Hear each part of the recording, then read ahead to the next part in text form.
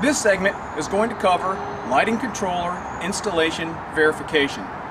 First thing you want to be sure of is we have our controller mounted out here on our tower.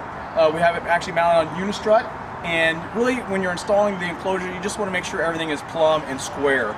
If it's not plumb, if it's not square, the box will kink and you can cause leaks. So you can get a real good idea on how plumb or square it is by how easily the enclosure door opens. Okay, opens, closes, nice. Enclosure bound square on Unistrut.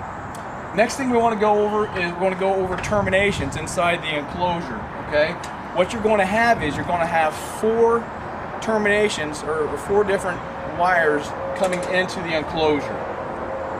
Going from left to right, you're going to have a flash head termination, you're going to have AC power fail, you're going to have a side light connection, and you're going to have a photocell connection.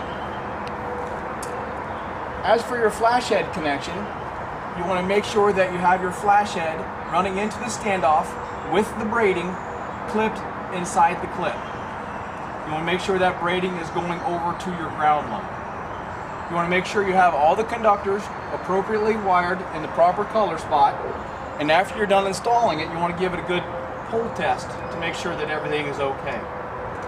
Once that's done, your flash head is sound. Next, you want to have your incoming power. Okay, you got line, neutral, and ground for incoming power.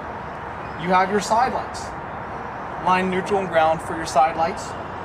And you have your photocell. So the conductors on the photocell are black, red, and white.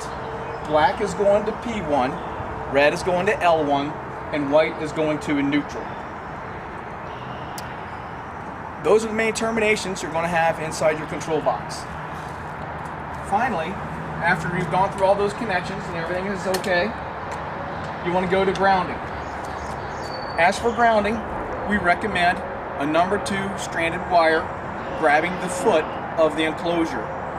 Please note, some enclosures will have paint on them. You'll need to scrape the paint off of that foot in order to get a good ground. Then you want to run this to your ground ring. We have also seen crews that are actually CAD welding a lug at the bottom of the enclosure. We're fine with that too. Okay, so you can CAD weld your lug at the bottom of the enclosure. You can run in your number 2 stranded. You can run in your number 2 solid. But after you're done with that, we want to make certain that you're protecting it with some sort of a dielectric solution.